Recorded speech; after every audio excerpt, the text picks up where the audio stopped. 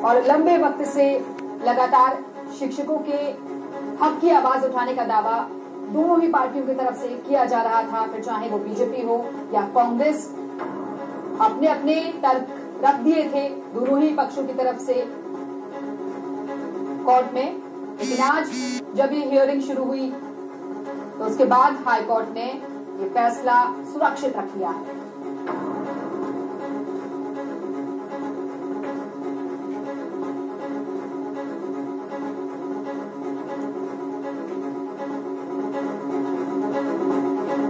दरअसल शिक्षकों की ज्वाइनिंग से जुड़ा हुआ ये पूरा मामला था और इसमें याचिकाएं दाखिल की गई थी और दोनों पक्षों को सुनने के बाद अब फैसला रख लिया है हाई कोर्ट ने।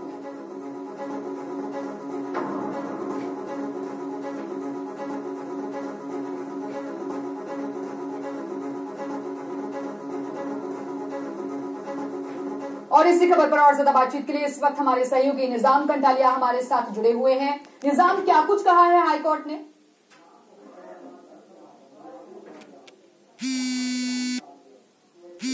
आज लगातार 4 दिन से मैराथन सुनवाई हो रही थी और आज इस मामले में जो जस्टिस मोहम्मद रफीक साहब की जो बेंच है उन्होंने फैसला जो है वो सुरक्षित रख लिया है और एक तरह से सभी पक्षों को एक मौका भी दिया है कि वो अपना अगर कोई रिटर्न सबमिशन देना चाहे तो वो 23 जनवरी तक दे सकते हैं। और सबसे महत्वपूर्ण बात देखिए, काफी लंबे समय से हम देख रहे हैं कि 8 माह हो चुके हैं जो 26,000 टीचर्स की और उनको यहाँ तक कि स्कूल भी आवंटित हो रखी थी और उनको जो लास्ट स्टेज था कि उनको बस जाके साइन करना है और उससे पहले ही जो चयनित अभ्यर्थियों की जो नियुक्ति थी उसको चुनौती दी थी एकल पीठ में। एकल पीठ के बाद ये मामला अब हाईकोर्ट की खंडपीठ में आ गया था और खंडपीठ ने भी लगातार देखिए 4 दिन में सुनवाई हुई। जो नॉर्मलाइजेशन और बोनस की मांग है, जो जिनका चयन नहीं हुआ वो पिटिशनर यहाँ आए थे और उन्होंने अपील करते हुए ये चुनौती दी थी। उनका ये कहना है कि इसको नॉर्मलाइजेशन नहीं किया जाए और बोनस अंक दिया जाए, तो उसके खिलाफ सरकार ने क्लियर कह दिया है कि वो नॉर्मलाइजेशन नहीं करना चाहती और नहीं बोनस देना चाहती है। अब सभी पक्षों के जो है इस मामले में सुनवाई पूरी हो चुकी है। जो याचिकाकर्ता है उनकी लगातार यही मांग होती रही है कि वो उनको नियुक्ति दी जाए क्योंकि ये मामला लंबा हो रखा है। आज की जो बहस हुई उसमें भी अगर बात देखी जाए तो हाईकोर्ट ने कल ही कह दिया था कि ये मामला अब लंबा खींचने की जरूरत नहीं है और इसमें जो भी अपनी बहस है वो कल तक फाइनल करे। और आज जो है अभी जैसे दोपहर का जो भोजनावकाश होता है 1 बजे, उससे 5 मिनट पहले ही इन्होंने ये 10 मिनट पूर्व ही इन्होंने अपनी बेंच में साफ कह दिया कि ये फैसला जो है और जिसको भी अभी कोई अपनी बात रखनी है तो उनको एक और मौका दिया है कि वो 23 जनवरी तक अपना रिटर्न सबमिशन दे सके।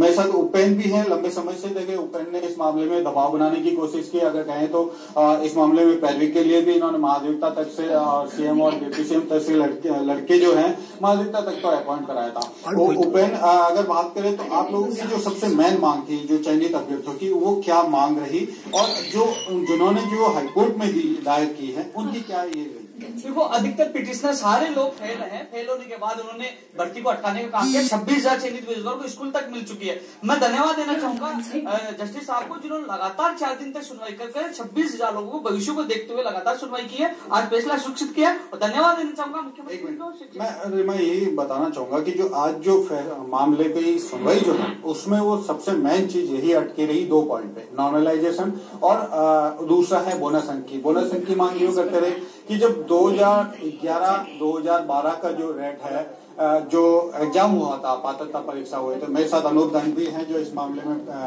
या आज सर अगर बात करें, आज फैसला सुरक्षित रख दिया है हाईकोर्ट ने।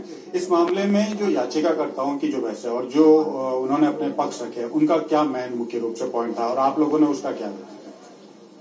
26,000 नियुक्तियों के संबंध में इन्होंने 3 मुख्य मुद्दे रखे कि वर्ष 2011, 2012 और 2015-17 में जो चयन का इन्होंने निर्धारण आंकड़ा रखा, जिसके सर्वोच्च मार्क आएंगे उसी को नियुक्ति दी जाएगी। एक मुद्दा ये था। दूसरा मुद्दा ये था कि अलग अलग ईयर्स में एग्जाम्स हुई हैं, इसलिए उनके साथ ये एक बार आपको चेंज कर दो। लाइव कोई बात नहीं सर, मैं ये पूछना चाहूँ, नॉर्मलाइजेशन और जो बोनस अंक का मामला है उसको लेकर आज क्या रहा? साफ की स्थिति बात करें तो क्या पक्ष रखा गया आपकी तरफ से? हमारी तरफ से यही पक्ष रखा गया कि नॉर्मलाइजेशन सिर्फ उसी परिस्थितियों में लागू किया जा सकता है जहां परीक्षा एक साथ हुई है। इस मामले में वर्ष 2011, 2012, 15 और 17 में अलग अलग परीक्षाएं आयोजित की गई थी, इसलिए नॉर्मलाइजेशन का कोई सवाल ही पैदा नहीं होता।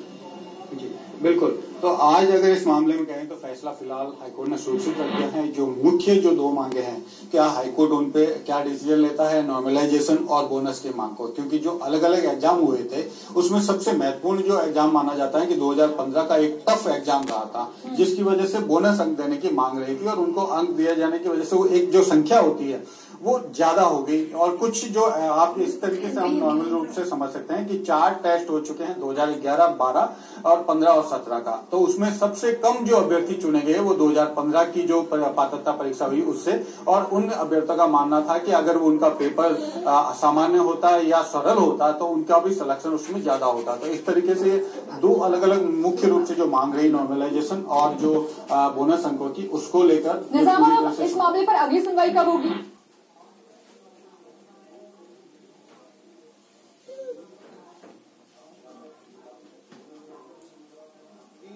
ये कहा गया है कि वो अपना रिटर्न सबमिशन दे सकते हैं, जो भी पक्ष है। फैसला आज से रिजर्व कर लिया गया है। हाँ। अब फैसले की इंतजार रहेगा कि ये फैसला कब दिया जाता है, क्योंकि 23 तारीख तक उन्होंने आखिरी समय दिया है सभी पक्षों को। जो भी अपनी बहस में कोई कमी रह गई है, मान लीजिए उनसे जो वक्त दिया है हाईकोर्ट ने, चूंकि लगातार 4 दिन से मैराथन सुनवाई हो रही है, ऐसे में ज्यादा वक्त और देना मुनासिब नहीं है। तो हाईकोर्ट ने यही कहा कि अगर आप किसी को अपना पॉइंट रखना शेष रह गया, कोई बाकी रह गया, अगर उनको लगता है कि कोई बात, तो वो अपना रिटर्न सबमिशन 23 तक दे सकते हैं। जब रिटर्न सबमिशन दे दिया जाएगा उसके बाद हाईकोर्ट है कभी भी इस पर ऐसा मान सकते हैं कि आने वाले कुछ दिनों में जो इस पर फैसला सामने आ सकता है। जी बिल्कुल निजाम, बड़ी बिल्कुल इस मामले पर हमने पिछले दिनों राजनीति भी काफी देखी थी, फिर चाहे वो कांग्रेस हो या बीजेपी, दोनों ने ही खुद को शिक्षकों का हिमायती बनाने की कोशिश की थी।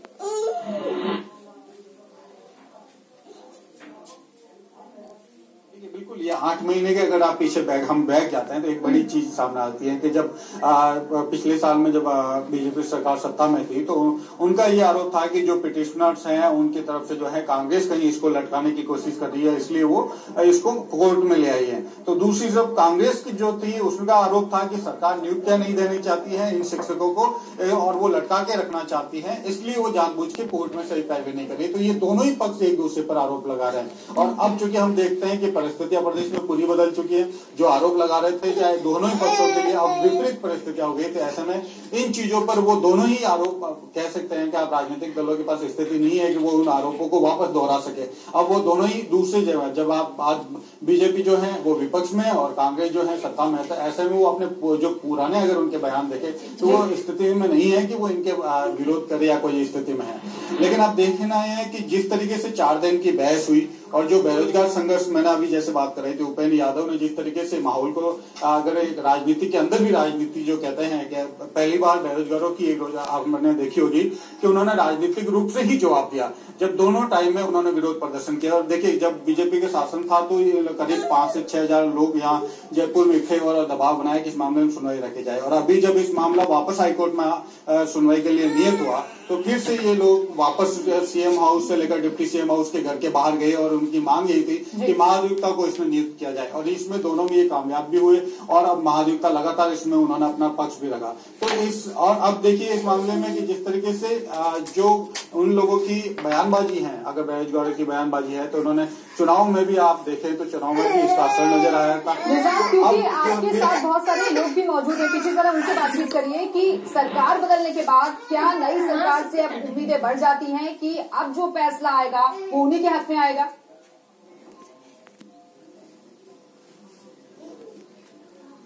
देखिए बिल्कुल, अभी जो कुछ दिनों पूर्व जो 7,000 नियुक्तियां हुई थी, 7,000 को तुरंत एक दिन में उनको नियुक्ति दी गई है। तो अब आपको क्या लगता है कि जिस तरीके से ये नियुक्तियां 8 महीने से पेंडिंग थी, आप लोगों को सिर्फ साइन करने के लिए, ज्वाइन करने के लिए जाना था, ऐसे में कोर्ट में मामला चल रहा है।